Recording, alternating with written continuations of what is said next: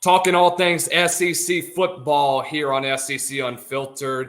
A big one coming up for LSU in the non-conference slate. A matchup that may go under the radar, but will be closer than what people may perceive. And joining me to talk about that and a lot more about LSU is the host of After Further Review, also the host of Locked On LSU. It's Matt Moscona. Matt, what's going on, man? Happy to have you on here. Excited. Hopefully LSU finally has a little bit of a stress-free weekend, although I don't know that that's going to happen. It's in the cards this Saturday. We'll see. I know that it's been quite a year for y'all, especially all the course of the year. Kind of inconsistent play on both sides at points. But it seems to me this has been a second-half team, especially the last 3 games of the regular season.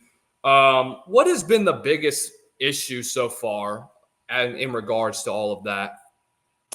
They've definitely started slow. That's been sort of a pretty consistent theme. They got down 17 to South Carolina, had to rally back. They were in a tie game with UCLA. They were in a 1-score game against Nicholls throughout the first possession of the third quarter. The good news for LSU is they have found their stride in the second half. Brian Kelly's been asked about that, and he insists that it's just execution. He was asked after the UCLA game, and I mean, keep in mind, UCLA had really struggled. I mean, they needed a late field goal to beat Hawaii 16-13. They got blown out in their home field by Indiana 42-13. So there's a lot of people thinking LSU was just going to walk all over UCLA. That game went to the half tied at 17. And then LSU pitched a shutout in the second half, allowed 89 yards of total offense in the second half. They were dominant. And Kelly got asked after the game, what did you do differently? He kind of snapped and said, nothing. We didn't change anything. They just executed what we called. So I think for this team, they've gotten younger. They're playing a lot of freshmen, especially on the defensive side of the ball. And I think it's a matter of this team just trying to continue to get better and better because they kind of are who they are as far as personnel. And so they just need to get that young personnel playing better and more consistently. Yeah, you talk about young personnel. They'll have to step up big without Harold Perkins, who went down on this past Saturday. When I initially saw the play, I thought it was a dislocated shoulder that he had. It was kind of strange to see that it was an ACL, but what did you see on the play when he got injured? Because I thought whenever he led with his shoulder, it's dislocated. Yeah, he led with his shoulder. It was a 3rd and 35. I mean, and just a short pass 3 yards over the middle. Harold closed, and like you said, he kind of led with his shoulder. When he fell, he actually kind of reached for his hip and his back. It's kind of where he put his hand. So that's what I initially thought, was maybe he had a stinger, something like that. But when you go back and watch it, his right leg had planted into the turf, and that impact, it just looked like everything went into that knee and it buckled. So it's devastating, man, when you have a guy, especially with first-round talent like that. For any player to get hurt, it sucks. But you're talking about a guy, first-round talent with so much potential and earning potential, to have that kind of injury it's disappointing for him, obviously on a personal level, and for LSU to lose a player of his caliber. It changes what your approach is defensively. Do you think he potentially stays for another year, pulls a Caleb Chase on, and does this? Or does he go to the draft just knowing where his stock is right now, having to recover from an ACL tear? Probably too early to know that. I mean, I think everyone's assumption that Harold was going to leave after the season. It'll probably depend on how the surgery goes, what the rehab timeline looks like, and what feedback he gets from NFL teams. One of the things that Harold was doing this year was moving to try to play off ball, because NFL scout feedback was they wanted to see if he could be a 3-down linebacker, and that wasn't going great so far. I mean, they'd sort of moved him back into that nickel star type role. So I don't have a good guess as to what he's going to do. I certainly thought prior to the injury he would have been gone. It certainly is more complicated now. Yeah, because when you looked at him play, you kind of see him play more like an Isaiah Simmons. That's where I would kind of see, because when you get to third down situations, you like to see him come off the edge. But the one thing he struggled, especially when he was at a stand-up 5-tech at defensive end, was that he struggled on the run game. He kept getting reached a lot. He was getting his back turned opposite way of the ball. And that's just a big disadvantage for somebody like that. So I think if you get him in a situation where you load him up near the box, especially in run game situations, right where you're talking about where that will backer's position is, and then get him on the edge, that's where he would fit best. And it's kind of weird just seeing how last year went and how Matt House kind of misused him and how Blake Baker's kind of putting him in all different positions. But there isn't really a solidified position where he would be best at. So that really kind of hurts. But the good thing about it is there's guys that it's a next man up mentality, and you know that LSU is going to have dudes that can step up. So where does the defense go from there? Because I heard a lot of talks about Major Burns potentially moving to star, putting 3 linebackers back in the mix. Where do you see this defense going from here on out? So Major Burns began the season as the star. And when Harold was playing in the middle, when they made the decision to move him, one of the things he did was move to the star position. And that kicked Major Burns back to safety.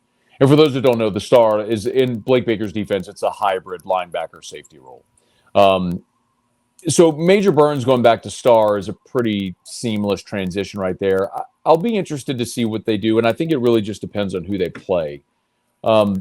Whenever they're playing a team that's going to try to run downhill at them and they want to be a more traditional 4-3, I think you'll see Weston Witt Weeks on the field along with Greg Penn. They'll go with 3 traditional linebackers. If they're playing a team that's going to spread you out, then you'll probably see Major Burns come on the field at the star, and they might, maybe add Jair Brown, add nickel. So they have options there. But the biggest part about losing Harold, man, is he tilts the field, because even if I think sometimes a lot of fans have gotten so caught up in the numbers. I mean, Harold's numbers last year were awesome. They mirrored his freshman year numbers. I mean, they were almost identical. 13 TFLs, 5.5 sacks.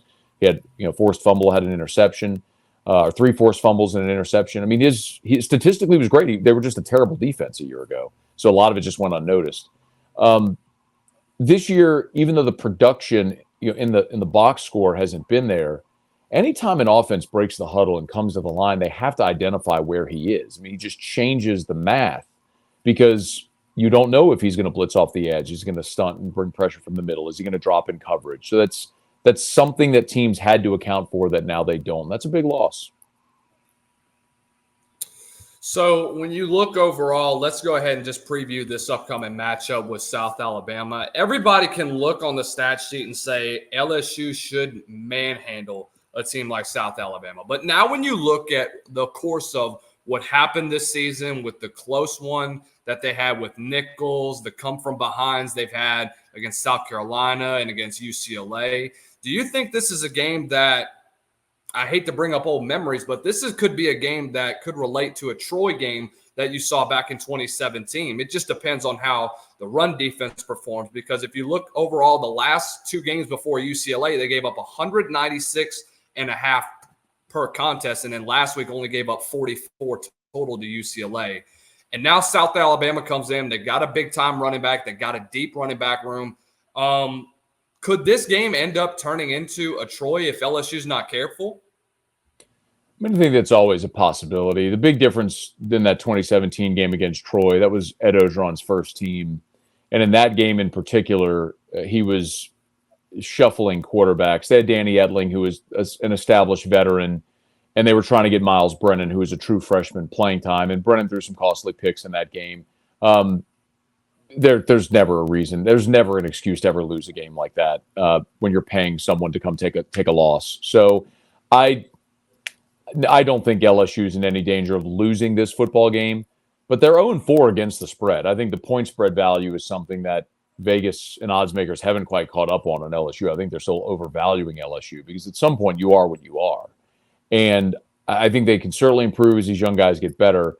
The interesting thing about the running game is, or defensively, the run defense, LSU has been pretty consistent in their run defense. The problem is they will get gashed. They allowed a 67-yarder to Nichols, a 66 and a 75-yarder to South Carolina. And that was really the big focus all of this past week, was not allowing that big play in the running game. And they did a great job of that.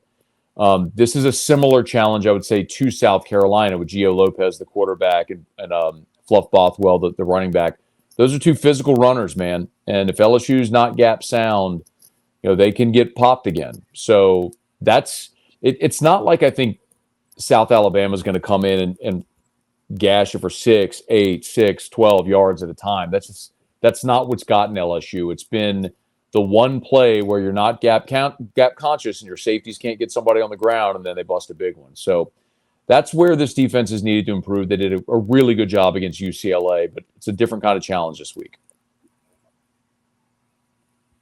Matt Moscona, host of After Further Review. Check him out 3 to 6 Central over on 104.5 ESPN. Also the host of Locked On LSU. Want to give a shout out to our good friends over at GameTime. Download the GameTime app and use code SECU for $20 off of your first purchase.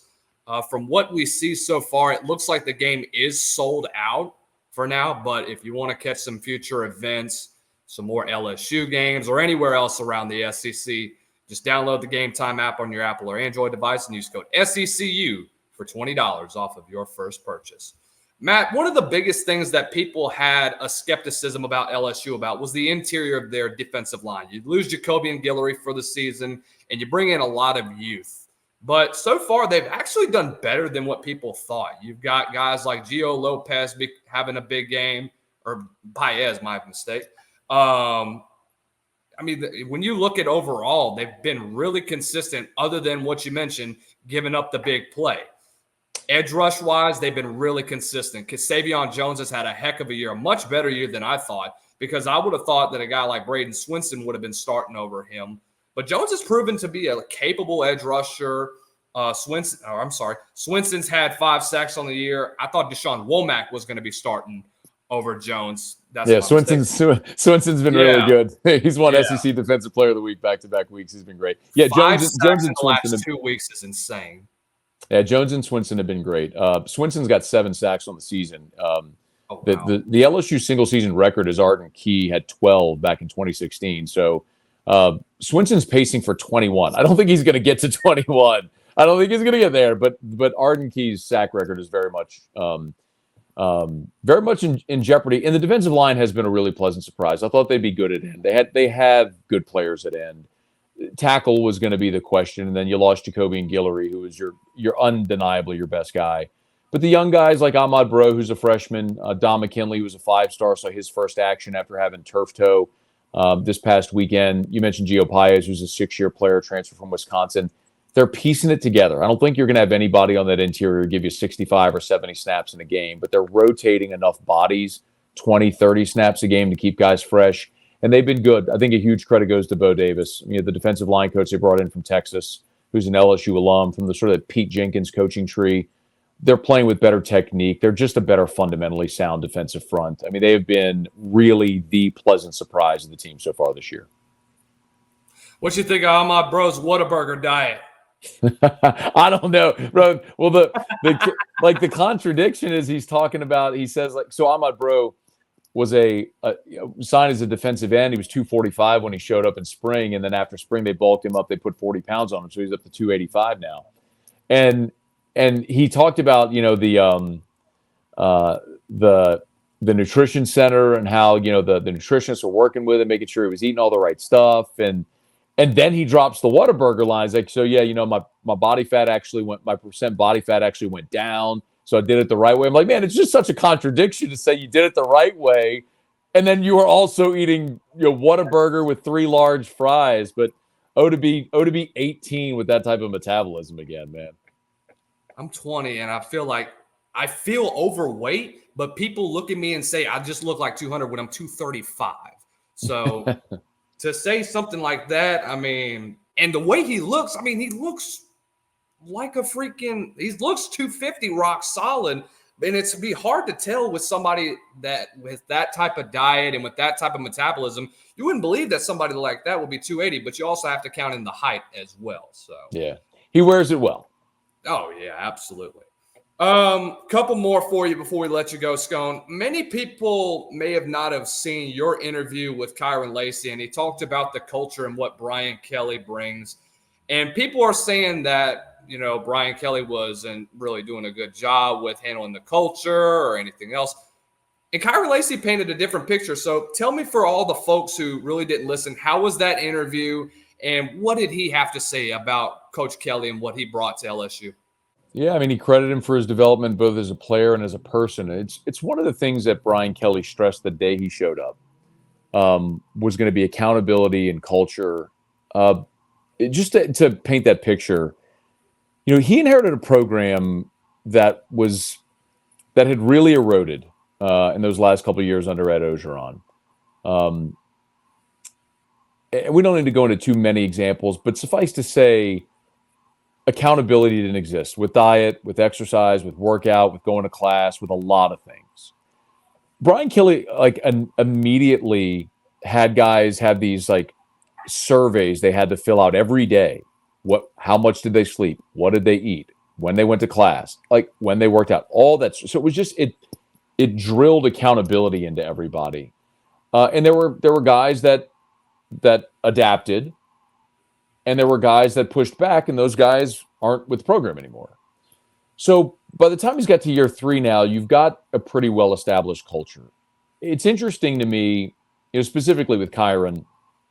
Kyron credited Brian Kelly. He came in from ULL, from Lafayette, and has been here for 3 years now, and has got the talent to be a first-round draft pick. We'll see what the scouts think, whenever that time comes, how he does the combine and everything. But Kyron's pretty great.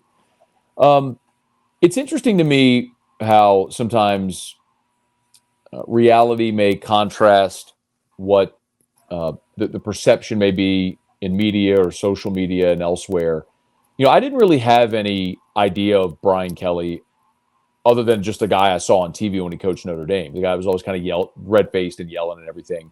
He has been, the reality is here, anything but that. He's been personable. He's been great in the community.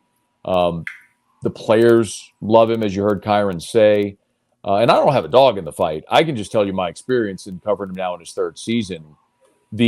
I think the perception many people have or had of him at Notre Dame, and I don't know, maybe that was the reality when he was there. I didn't cover him at Notre Dame, but the reality here has been a pretty stark contrast to the picture a lot of people paint. Now, ultimately, he will be judged by his ability to win at the highest level. I mean, he is expected to win a national championship at LSU. They're recruiting exceptionally well. I think he had some missteps early on in his time at LSU, which maybe delayed that a little bit with staff changes and some other things. But with what they're doing in the 25 recruiting class, the 26 class in Louisiana is a bumper crop where you got 4 players in the top 15 in the country, all from an hour of LSU's campus. He's going to have this roster back at a point real soon where it's going to look like LSU championship rosters have in the past. Can he get over the hump? We'll see. But that's why he's here, man. I mean, he left Notre Dame to win a national championship, and that's going to be the expectation, whether the culture is good or not. Last question for you, Scone, as we let you go. The news came out yesterday about the situation at UNLV with Matthew Skurna and the NIL situation, and then Bear Alexander. We don't know if that's the same ordeal or not, but I saw a great tweet from Jake Crane, and he talked about the situation as this could be either one of two things. This could be either he's not getting paid what you were promised before the start of the season, or he's just asking for more money and then he's quitting when he doesn't get it. So when you look at these situations, what is your opinion of it, and how long will this be until we see holdouts with NIL involving in the SEC? So with everything related to NIL and transfer portal, I admittedly am probably the farthest opposite direction of where the norm is. Most people think it's ruining college football. Most people think these guys are quitters. Most people hate it. They want it to go back. I love the portal and I love NIL. I love empowering players. The problems we have in college football were created over a century by adults who realized they had an opportunity to monetize college football and continue to scale it. And they did it on the back of free labor. And spare me all the crap about you get a scholarship and this and that. A scholarship isn't what it was. And if college football was not at a point where coaches were making $2, $5, $10, $12 million a year, where you had billion-dollar TV deals, if college football was still where you had to listen to the game on the radio or buy a ticket for $6, then I could get down with that. But the adults in the room have scaled this business, and the free labor has finally said, we want ours. And I don't blame them. They all have a very short window of earning potential while they play. The kid from UNLV is no different. If he was promised $100,000 and didn't get it, I don't blame him for going to find a place where he can get it, because that kid's not going to play in the NFL. So this is the only period in his life where he is going to have a maximum earning potential in football. So go maximize it. I don't fault him one iota. I don't know why we collectively hold college athletes to a higher standard than coaches who sign contracts, who recruit kids, who sell them on a vision, get them to their program, and then at the drop of a hat, millions of dollars in buyout money is changing hands and guys leave. Yet we expect the 18, 19, 20-year-olds to stay put and never be able to go anywhere. I don't buy it. I never will. If those guys can get money and there's a market value for it, God bless you. Go get your bag, kid. Blame UNLV for making an empty promise to a kid. Blame the coach who said, we'll pay you $100,000, wasn't authorized to do it. And then the head coach came back and said, we're not paying you that. Okay.